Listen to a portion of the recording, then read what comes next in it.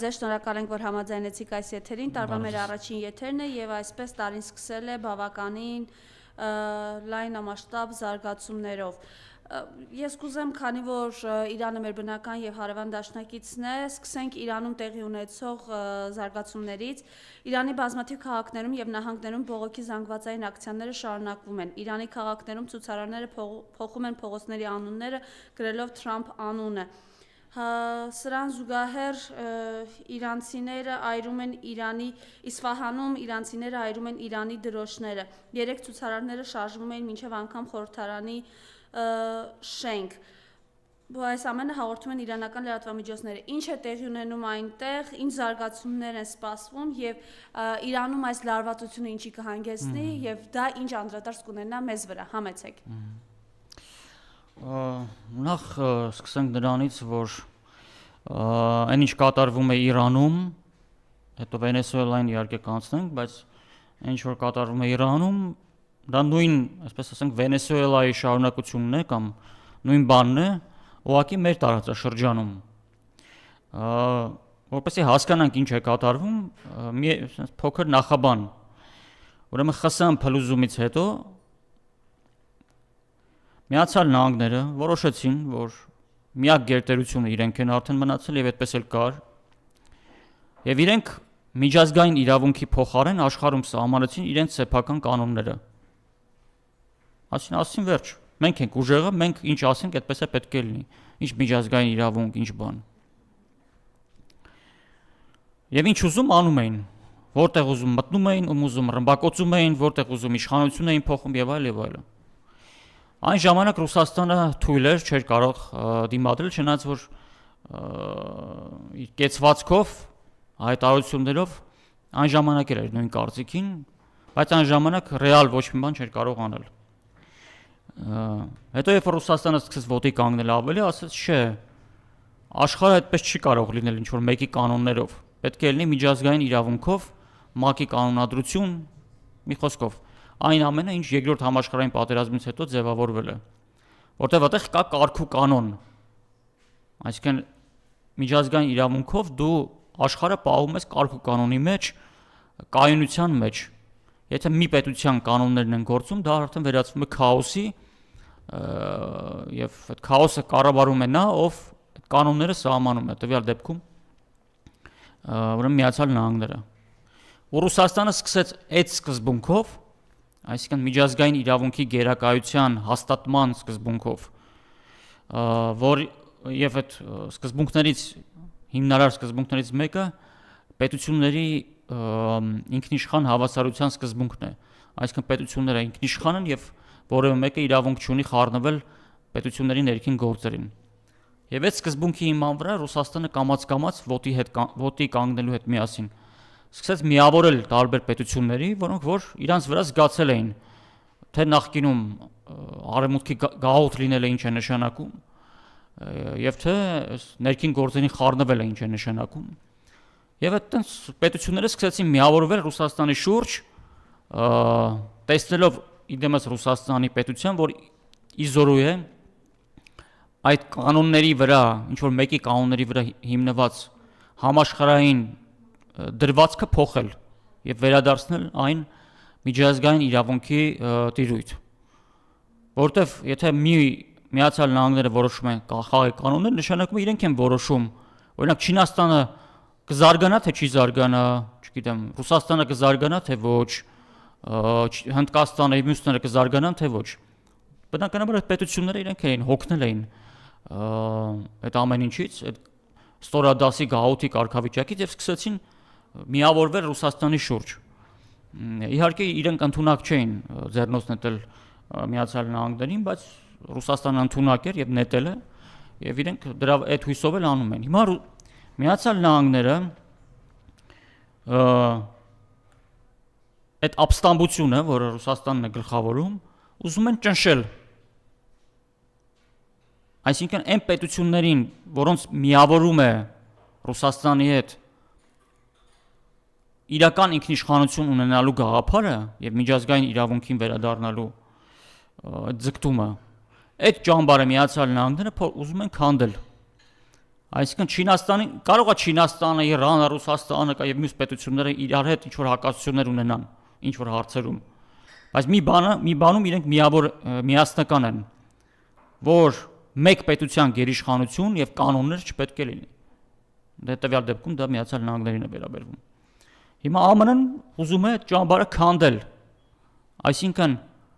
հնարավորինս շատ պետություն դուրս բերել Ռուսաստանի կողմից բարձրացված այդ ապստամբությունից։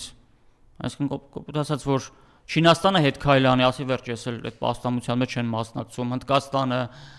Իրանը, մյուսները։ Դրա համար Ռուսաստանի նախագահը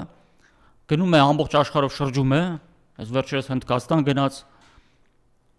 եւ նախապատրաստում է այդ պարզ ասած այդ ապստամբությունը, ազգային ազատագրական պայքար, ինչպես ինքն է ասում։ Եվ այդտեղ բնականաբար խոսում են թե որ պետությունը համաշխարհային կարգ ու կանոնի վերականգնումից հետո որ պետությունը ինչ դեր է ունենալու համաշխարհային կառավարման մեջ։ Հիմա այդ պետությունները դերը չունեն, որովհետև այդ դերը ստանձնել է ԱՄՆ-ն։ Ասում եմ ես եմ այդ դերը, ես եմ կանոնը, ես եմ օրենքը, ես ինչ ասեմ, այդպես է պետք է լինի։ Եվ հիմա Իրանում կատարվող իրադարձությունները եւ Վենեսուելայում նույն աղբյուրից են գալիս։ Այսինքն ԱՄՆ-ն փորձում է այդ պետություններին ծնկի բերել եւ իրենց դուրս հանել Ռուսաստանի ճամբարից, որը հիմնված է ԱՄՆ գերիշխանությունից ազատվելու վրա։ Հիմա այլ հակասություններ իրենք ունեն, չունեն, այլ հարց է, դա ապագայում մրցակցություն կունենան իրենք բնականաբար։ Բայց հիմա գերնպատակը այդ գերիշխանությունից ազատվելն է։ Հիմա Իրանում ինչ որ կատարվում է, երևում է, որ ԱՄՆ ազդեցությունը Իրանի ներսում բավական մեծ է, սեպարատիզմի, հատկապես սեպարատիզմի գծով, այսինքն օղակները ինքը ունի, որոնք կարողանում են ապակայունացնել ներսում, ասել, որ Իրանը արդեն ընկել է, ճիշտ չի, բայց ասել, որ հաղթել է, եւս դեռ ճիշտ չի։ Տեսնենք ինչով կավարտվի, դե հույս ունենանք, որ միասնական իշխանությունը այնտեղ կպահպանվի եւ Ռուսաստանին դա ձեռնտու է, որ բոլոր երկրներում պահպանվի կարգ ու կանոնը, օրենքը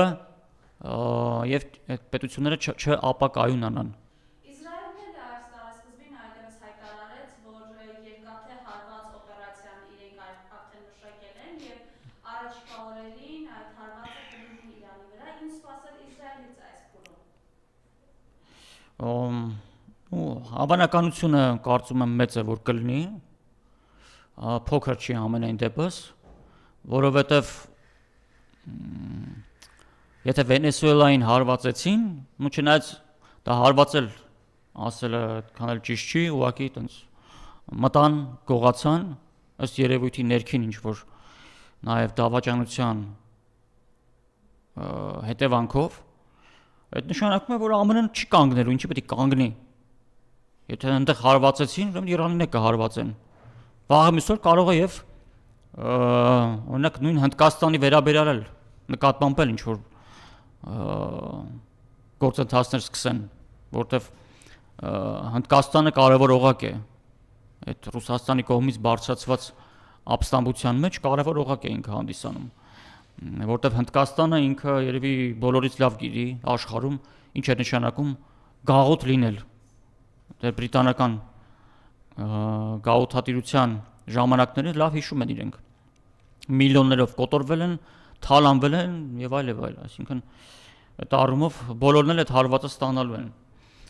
Այսինքն ԱՄՆ-ն ասում է Ռուսաստանին, որ այն ինչ որ դու ուզում ես կառուցես, վերադառնաս միջազգային իրավունք եւ այլ, չի լինելու, ասում է ես իմ կանոններով եմ շարժվելու, ինչ կուզեմ, որտեղ կուզեմ կանեմ եւ տվյալ դեպքում Վենեսուելայում արեց։ Իրանում էլ այդ գործընթացը ոնց որ ընթացքի մեջ է։ Այնպես որ այս տարի Ռուսաստանի նկատմամբ ճնշումը եւ ուժային մեթոդները էապես աճելու են, պատահական չի, որ Միացյալ Նահանգները Ուկրաինայում Զելենսկու գրասենյակի ղեկավար նշանակեցին Կիրիլ Բուդանովին, որը մինչ այդ ռազմական հետախուզության, եթե չեմ սխալվում, պետն էր, որը հատուկ ուժային օպերացիաների կազմակերպման պատասխանատուն էր։ Նաև մտցրեցին իրեն Միացյալ Նահանգները մտցրեցին անվտանգության խորհրդի կազմ։ Ինչու, որտեվ 26 թվին այս տարի արդեն Ռուսաստանի նկատմամբ ուժային ճնշումը մեծացնելու են։